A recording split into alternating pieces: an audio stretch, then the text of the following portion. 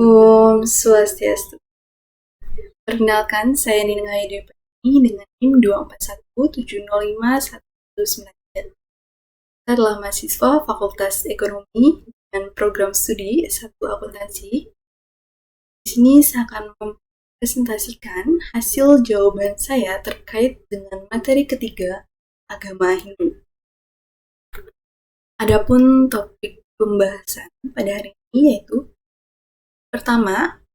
yaitu mengenai manusia pertama menurut agama Hindu, kedua yaitu 5 dasar keyakinan agama Hindu, ketiga yaitu sumber penyakit yang ditinjau dari agama Hindu, dan yang terakhir yaitu pengobatan atau usada dalam sastra Hindu untuk menghadapi fisik dan rohani manusia.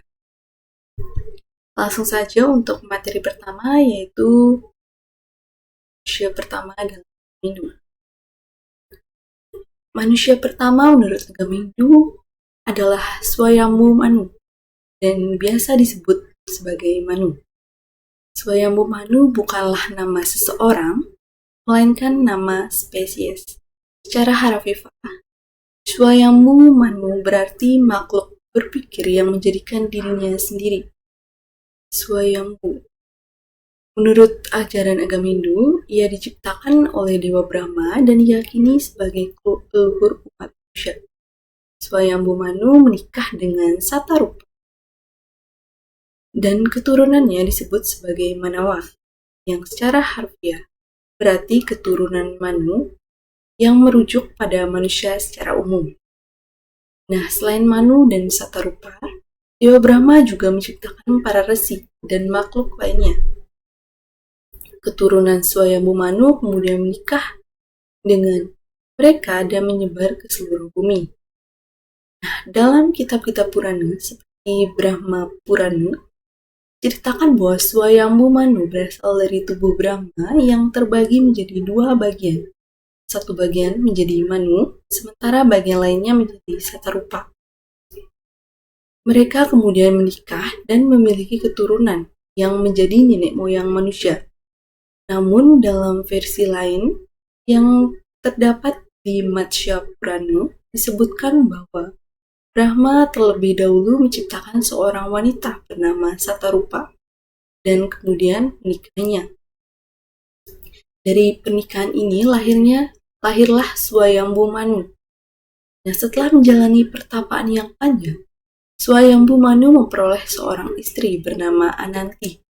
Dan dari pernikahan mereka lahirnya 2 putra, yaitu Priyabrata dan Utanapada. Nah, kemudian pada versi umum, Swayambhu Manu memiliki 2 putra, yaitu Priyabrata dan Utapada, serta 3 putri, yaitu Akuti, Dewahuti, dan Prasuti. Priyabrata menikah dengan Warismati dan memiliki seorang putra bernama Agnidara.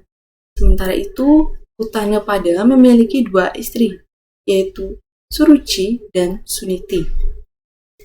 Nah, dari Suruci, ia memiliki seorang putra bernama Utama. Sedangkan dari Suniti lahirlah Dhruva, yaitu seorang tokoh terkenal dalam mitologi Hindu. Kemudian Akuti menikah dengan Resi Ruci dan memiliki 2 anak, yaitu Yadnya dan Daksina. Nah, kemudian Dewayuti menikah dengan Resi Kardama dan memiliki 9 putra serta seorang putra memiliki 9 putri serta seorang putra bernama Daksa dan melahirkan banyak putri. Jumlahnya sangat bervariasi dan dalam berbagai sumber, mulai dari 16 hingga 60 orang, yang kemudian dinikahkan dengan berbagai resi dan dewa. Nah, kemudian Swayambhu Manu juga diyakini sebagai leluhur pertama umat Hindu dan pencetus tatanan kehidupan sosial, serta etika dalam peradaban Hindu. Keyakinan dasar dalam Hindu tercermin dalam konsep Pancasrada. Nah, Pancasrada merupakan 5 keyakinan. Pancasrada merupakan 5 keyakinan dasar dalam agama Hindu. yang juga menjadi pedoman dalam memahami hakikat manusia. Nah, 5 keyakinan tersebut adalah Widi Tatwe, yaitu keyakinan kepada Tuhan Yang Maha Esa. Kemudian Atma Tatwe, yaitu keyakinan terhadap keberadaan Atman atau roh dalam diri manusia. Kemudian Karma Tatwe, yaitu keyakinan terhadap hukum, sebab akibat dalam kehidupan. Kemudian Punarbawa Tatwe, yaitu keyakinan terhadap reinkarnasi atau kelahiran kembali. Serta Moksha Tatwe, yaitu keyakinan terhadap kebebasan tertinggi sebagai tujuan akhir kehidupan. Nah, untuk yang pertama yaitu Widya Tatwe. Dalam ajaran ini, Widya Tatwe mengajarkan bahwa Tuhan Yang Maha Esa atau Sang Yang Widiwasa adalah sumber dari segala sesuatu di alam semesta. Tuhan memiliki berbagai manifestasi yang masing-masing memiliki tugas tertentu dalam mengatur kehidupan di dunia. Kepercayaan ini menegaskan bahwa segala sesuatu yang ada di dunia ini adalah bagian dari kekuatan Tuhan yang tidak terbatas. Oleh karena itu, manusia diharapkan selalu berbakti dan menjalankan kehidupan dengan penuh kesadaran spiritual agar selalu berada dalam lindungannya. Nah, selanjutnya yaitu Atma Tatwe yang mengajarkan bahwa setiap makhluk hidup memiliki Atman atau jiwa yang kekal. Atman merupakan percikan kecil dari Tuhan yang ada di dalam diri setiap individu. Jiwa ini tidak pernah mati dan akan terus mengalami perjalanan spiritual hingga mencapai moksa. Nah, selanjutnya yaitu Karma Tatwe, yaitu keyakinan terhadap hukum sebab akibat yang mengajarkan bahwa setiap perbuatan, baik maupun buruk, akan memberikan hasil yang setimpal. Apa yang kita lakukan atau apa yang dilakukan seseorang di kehidupan saat ini akan menentukan kondisi kehidupannya di masa depan, baik di dalam kehidupan saat ini maupun dalam kehidupan berikutnya. Hukum karma ini menjadi pengingat bagi manusia untuk selalu berpikir, berkata, dan berbuat baik atau Trikaya Parisuddha agar kehidupan selanjutnya dapat lebih baik dan tidak terjebak dalam penderitaan akibat perbuatan buruk yang telah dilakukan. Yang keempat yaitu Punarbawa Tatwe atau kepercayaan terhadap adanya kelahiran kembali yang menjelaskan bahwa kehidupan manusia tidak berhenti setelah kematian, melainkan terus berlanjut dalam siklus reinkarnasi. Jiwa manusia akan lahir kembali dalam bentuk kehidupan yang sesuai dengan karmanya kehidupan sebelumnya. Oleh karena itu, Hindu menekankan pentingnya menjalani kehidupan dengan penuh bijaksana agar dapat terlahir dalam kehidupan yang lebih baik, bahkan mencapai pembebasan diri dari siklus kelahiran ataupun moksa. Yang terakhir yaitu Moksha Tatwe.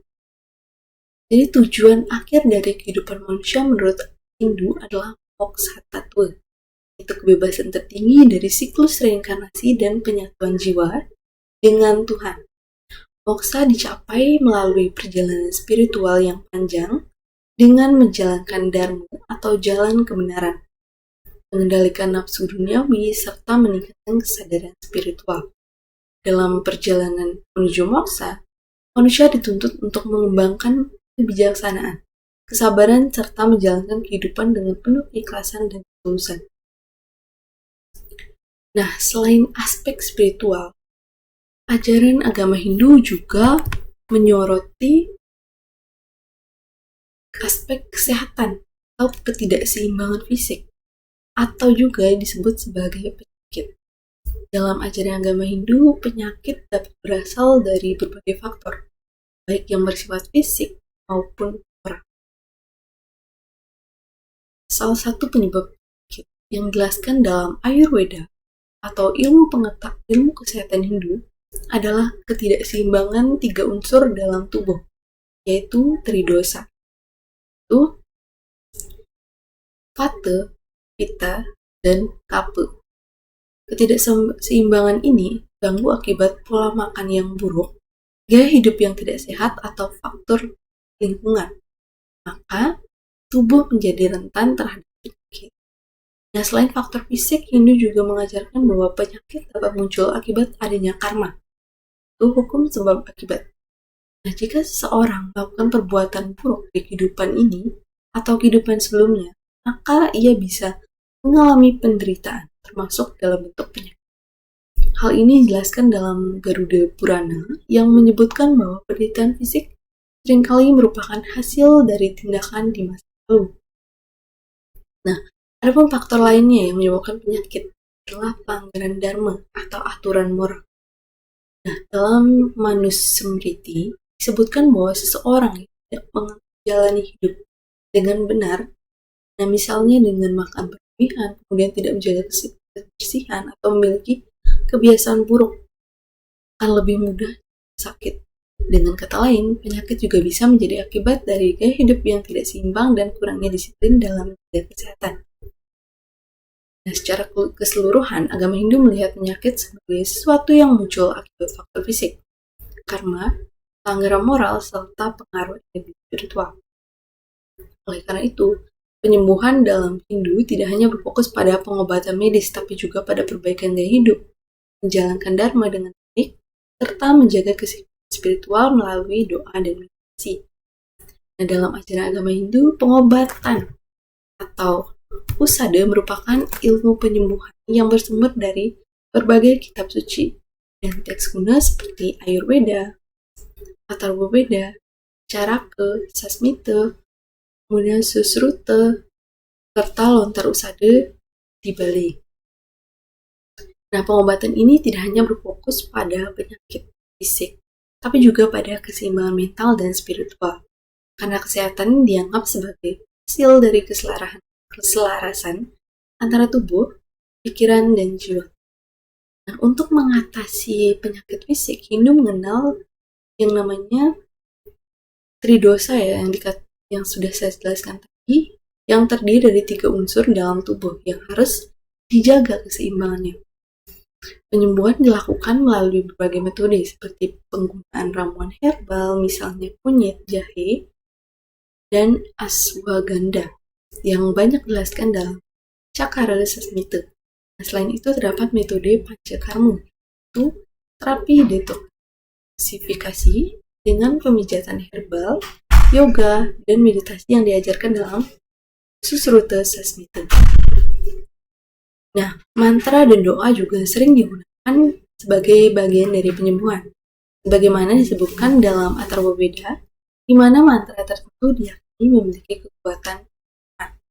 Di Bali, khususnya, terdapat warisan pengobatan tradisional yang tertulis dalam lontar usada yang berisi berbagai resep ramuan dan teknik penyembuhan berdasarkan ajaran leluhur.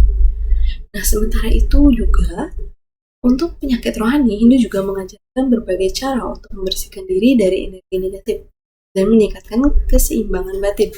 Meditasi dan yoga menjadi praktik utama yang membantu menenangkan pikiran, mengurangi stres, serta meningkatkan kesadaran spiritual.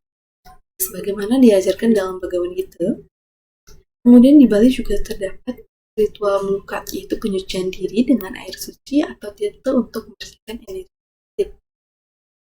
Mantra seperti Maha Mrityunjaya yang berasal dari Rigveda juga diyakini memiliki kekuatan penyembuhan dan pelindungan dari penyakit. Selain itu, pacarayannya seperti Agnihotra atau persembahan api sering dilakukan untuk membersihkan diri dan ajaran sastra Hindu. Nah, sekian presentasi dari saya. Saya ucapkan terima kasih atas perhatiannya dan saya tutup dengan Parama Santi. Om Santi, Santi, Santi, Om.